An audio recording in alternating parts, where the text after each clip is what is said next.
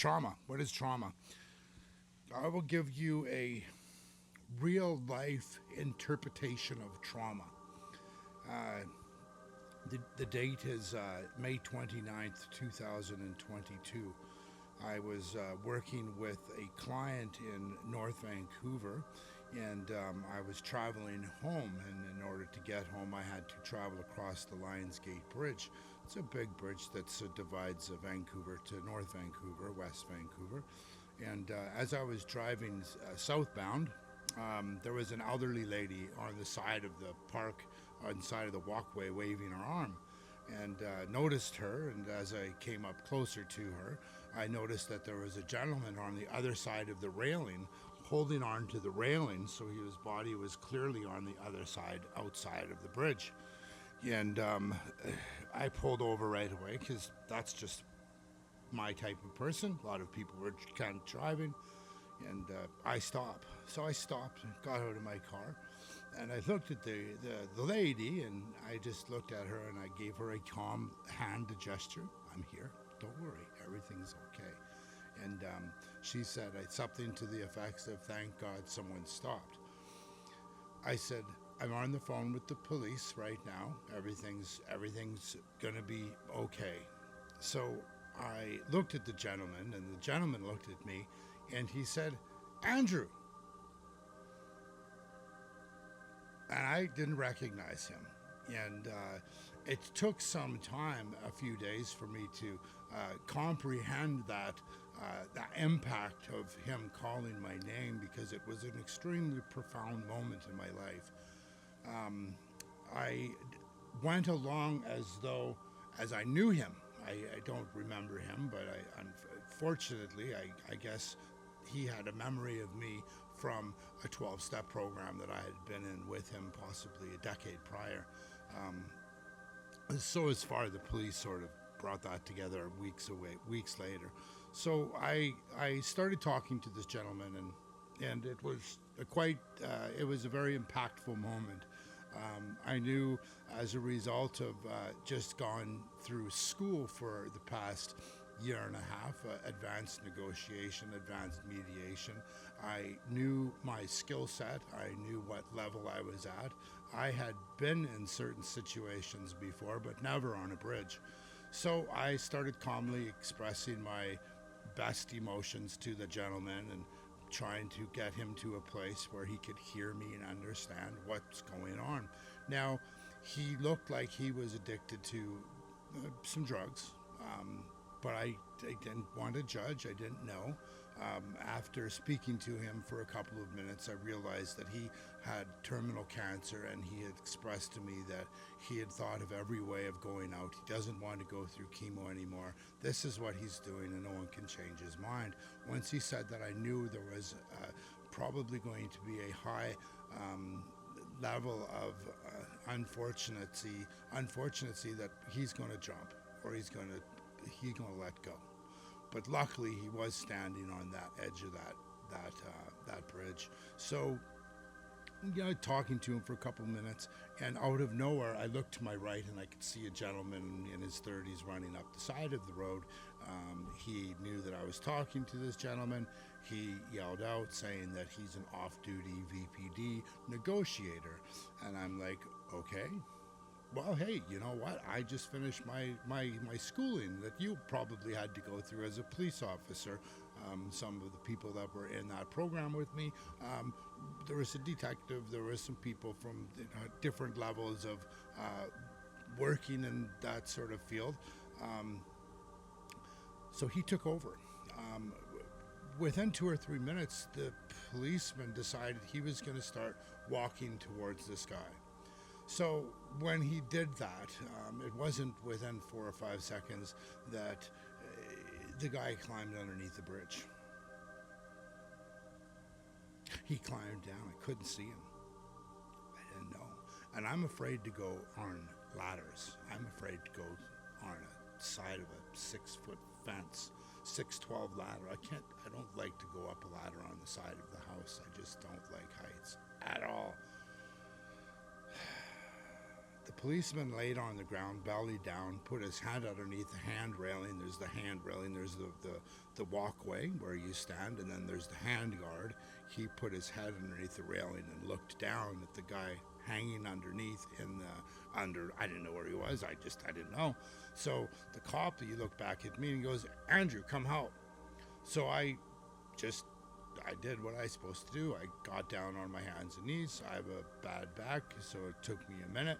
I went on my hands and knees. I put my chest on the ground, and I slid my head underneath that railing, and the police officer to the right, and I looked down, and all that I could see was this guy. He had his hands on the railing. This I-beam. There was an I-beam, so the walkway is like this, and then right underneath the walkway was an I-beam. So he was actually on the bottom I-beam, holding on, just like this. So that's what I saw. So I looked at the police officer. I put my hand down. I was about 3 inches from being able to grab a wrist. And I looked at the police officer and I said, "Why did you call me down here?" And the police officer said, "This isn't going to work out for him." And the police officer backed off. And the moment he backed off, I'm like, this guy's all alone now. So my immediate reaction was to look down. So I looked down at this guy's name was Darren, I believe.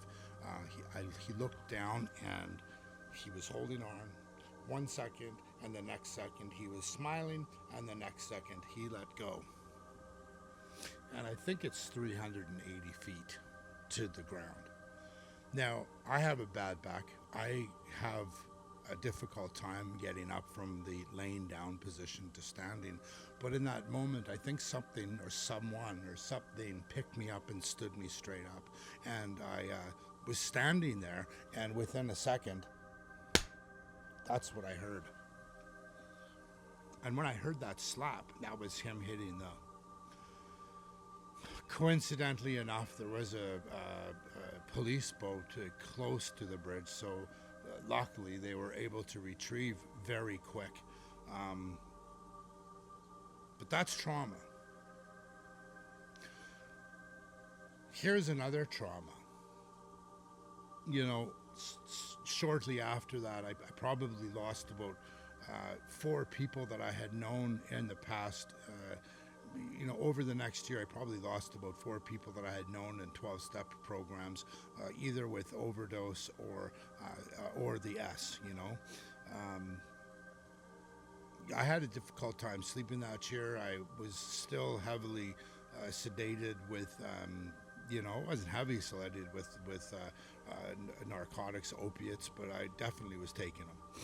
And I was definitely trying to figure out what to do. So I did a lot of different things. I went on YouTube. I started disappearing. Here's a good opportunity. When you're in a real stressed out mood, watch a Star Trek movie. Watch something that's like not of this world, some science fiction or something. That's sort of enjoyable, or something that's enjoyable to you that you can sort of get out of your head for a couple of hours. That's a great idea of doing that. Also, another good idea is just going for nature walks, being outside with other people, communicating in an effective manner. Don't do drugs. Don't drink. Don't wash away your grief. It won't work. So this brings me to about 6 months later. Now I'm right into schooling, and this is what I've dealt with in the past year. Was an employee of mine who worked for me at my group home was murdered December 2021.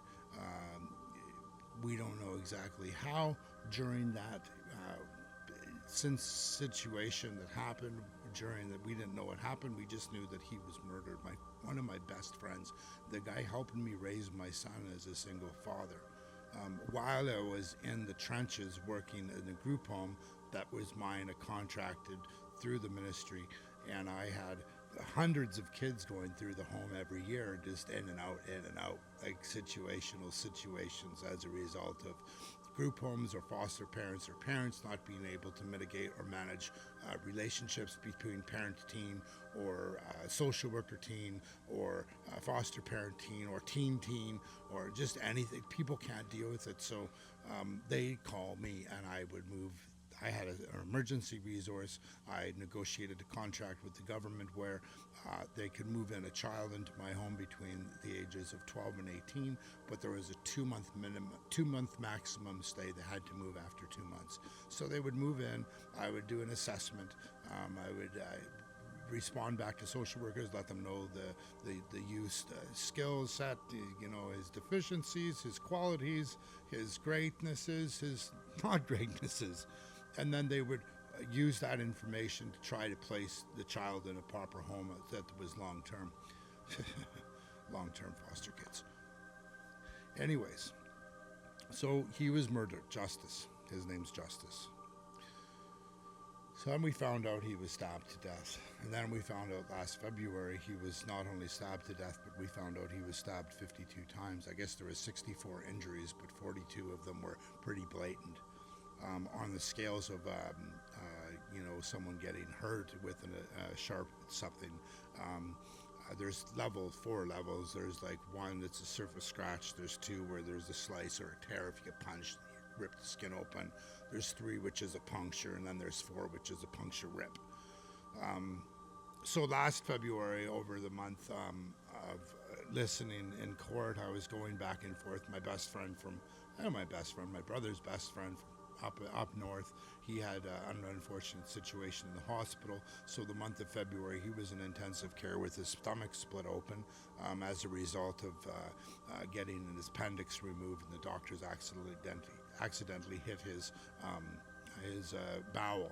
So he had a septic leak, and he was in ICU for a month. So I was going back and forth between the hospital and the courts. But I was also doing some things to deal with the issues at hand as a result of my life, my situation, the medication. I had clearly been on Suboxone since December of 2023. It really was effective. It really did help me. I'm not going to say that it didn't. It kind of made me a bit manic in a way. I was really high and happy all the time. I had bought the ice tub, so I had got an ice tub on January 16th. In 3 months, I had lost weight. This is how to deal with it. So resiliency, get an ice tub. It's going to wake you up. It's going to calm you down. It's going to help you out. Get a green blender. Start eating extremely healthy. I make green shakes. I drink about 80% of my intake is kale, spinach, vegetables, fruit. I put some different types of protein, animal protein powder now, whey protein, any kind of proteins. I don't really believe in taking vitamins from like the store. I believe in like taking oranges and taking the white rind out of the oranges, putting it in the soup tea and drinking it. That's the best way to get. The best way to get that stuff in your system is through tea or through your stomach. Pills, it's just a vitamin, just a pharmaceutical company pumping out stuff, putting it in a plastic container, and you just eat them. I don't know how great they are. I think that doing the food is the best. It definitely worked for me. So again, March last year, my very close friend, who I kind of look up to as a father, he did MAID due to cancer, which threw me for another loop. That's when I decided last summer I was going to rent a motorhome and travel across the province to try to get an understanding of what the government's done to our society. It's completely ass up backwards and sideways. It's a mess. So I rented a motorhome and traveled across the province. That's when I knew Suboxone wasn't working, because ultimately, I could take an extra pill to have a good afternoon's sleep. I was only taking 4 milligrams, but I could take an extra 1, an extra 2, and they'd help me sleep. So yeah, Suboxones, they're just another pill and it doesn't work. Sure, it takes the high effect away from you. Sure, it tells your brain that you're high, but the naloxone in it tells you, doesn't give you the euphoric experience. So it's just a crazy monkey drug. But did it help? Yeah, it helped. Then came August. One of my oldest, closest friends, um, from the program since '96, he overdosed with his wife in bed. They left a couple of kids behind, three of them. I think it was a 20-year-old and two teens, a 9-year-old, a 12-year-old, and I think a 20-year-old. So that happened in the summer. I also had written all my assessments, so I had done all my schooling, I'd finished all my schooling, and now I'm a full-fledged mediator and civil mediator, and yeah, I got one more course to take for my family mediation, and then I can practice family mediation, but I want to take this one course to make sure it's good and valued, so when I start advertising myself, it'll be good. And ultimately, I didn't really want to advertise myself too much because I wasn't 100% last year. So this leads me up to last week. So, I've been doing the ice tub again. This has been 30 days. I'm on day 29, but I only get in it for like 15 minutes because that's all my spinal cord can take. I've got a pretty severely compressed C4-5, and my hands are all like numb and tingly all the time. I can only handle the tub for a moment or two, and this tub's way too small. But I was able to fix the machine so that now I have PVC piping, and it's way better. And I bought a good filter to clean the water. I bought a really good pump so everything moves properly. I actually found a new tub that I'm going to buy at Costco tomorrow. So I'm really looking forward to tomorrow because tomorrow's 30 days. Not that anything's different between 29 and 31, but 30's 30. So 2 weeks ago, I found out that one of my kids that I coached for 3 years, grade 6 and 7, he passed away in his sleep. 20-year-old, phenomenal kid, great athlete, phenomenal kid, phenomenal family, lives up in Lions Bay. I had to watch my friend him go down the aisle in church with the casket. And I had to get through that. And then this past week, I had to listen to this guy, this Yahoo, Mr. White, who murdered my friend. It's all over the news up in Vancouver, British Columbia. You can Google it if you're watching. I'm on the news to do what I recall. They asked me to speak for the family or whatever, or for justice.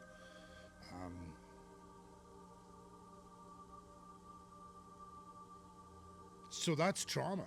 That's a real life, true experience stuff of trauma. That's just a small bit of my life. I don't know why I've always sort of I gravitate towards things that are like that. I don't know if it's just the energies letting me know that I'm good with people that way and that I'm supposed to be in that field. But how do I deal with it? How have I learned to deal with things? Well, it's mind, body, spirit, right? So mind is all about proper sleep, proper eating, right? Meditation. I meditate at least 3 times a day. Once in the morning for about 30-40 minutes. Once in around between 10 and 1. And then again around dinner time. I have to. I have too much spinal cord pain, and it allows me to go somewhere else. I don't meditate sitting down. I meditate laying down. I bought this face thing that goes over my face so I can actually open my eyes and it's complete blackout. It's just been a phenomenal piece of equipment. I'll put it in a link sometime later. I don't really know how to do that yet. Or I'm not ready to do that yet. People are all selling stuff on YouTube. This is just for people to help people. If you're watching this and you value it, and you like to listen to crazy stories. So anyways, so the mind, the food, the meditation, I walk as much as possible. I think the body, the ice tub that's the biggest thing that's saved my ass. Without the ice tub, it just sets me right back. When I'm super in anguish in my head, my brain's flying. when I jump into the tub, it just brings everything down. It's amazing. So what have I learned? Well, I've learned that life is real. And I've never been the 9-to-5 job kind of guy. And I've always been that guy that goes around trying to help people. That's just me. That's who I am. That's who I'll always be. I'll never be anything different. I've accepted that.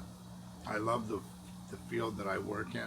I've now found this website where I've got 2 people now competing over work that I'm laying out. So I'm going to be building my website here in the next week or 2. It's going to be launching in the next couple of weeks. I'm going to elevate my game so that I can help more people. I hope to get into some more collaboration with some politicians here in the next couple of weeks that I have set up. I've reached out to some pretty big politicians and the Conservative Party to execute my thoughts in relation to why the world is the way it is and how I can help achieve status where I'm able to help more people rather than just 1 or 2. I want to be able to share my experience and help a group of people, 10 or 20 people, and have them underneath me helping 100 people, because we're going to need it. Anyways, I'm going to jump in the tub. Again, I'm probably only going to stay in it for like 30 seconds because that's all I can really do. This YouTube channel is for your pleasure only.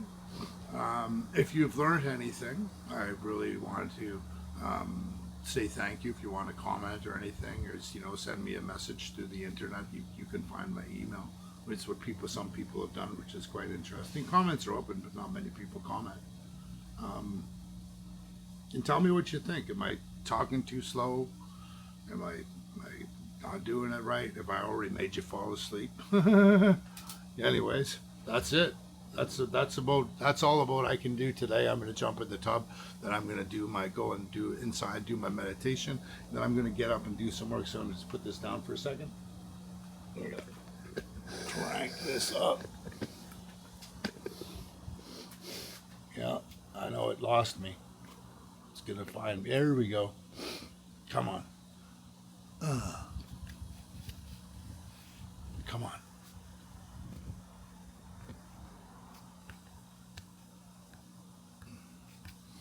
Now, he's going to catch me.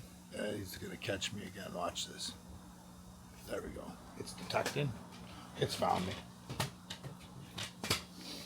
So I'm going to say goodbye to my new recover. So this is the one that I bought.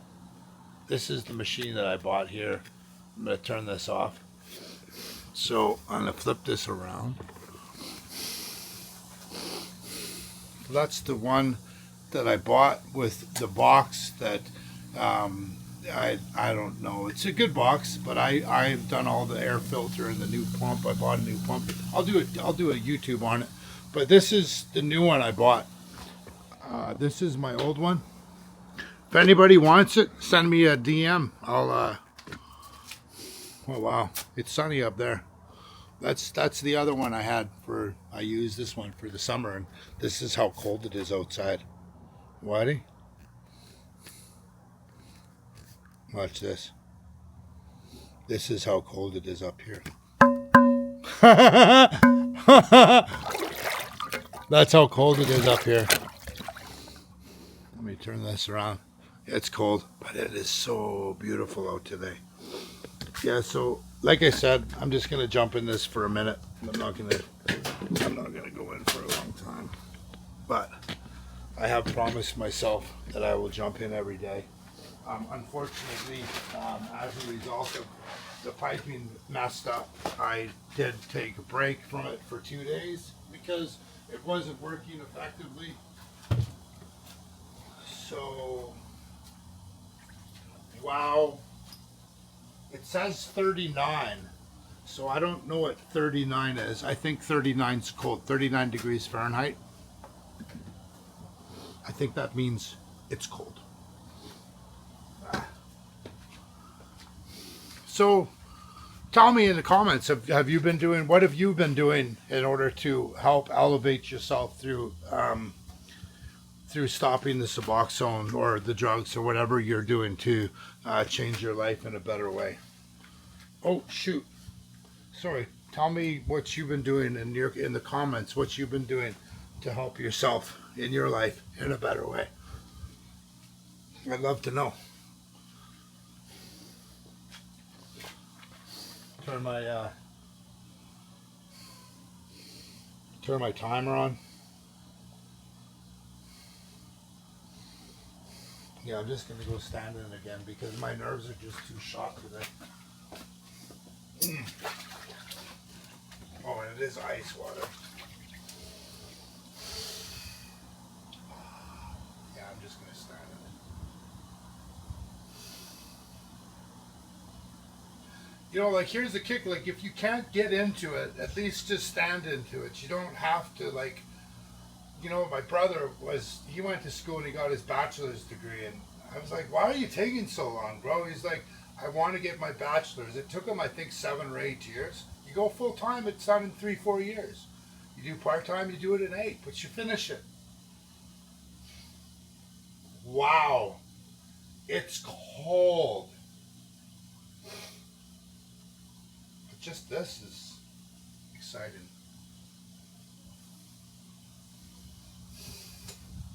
I think the timer's off. Yeah. So just doing that, you know, just doing that will help. Anyways, my friends, God bless. Until another time. Drew Coover's out.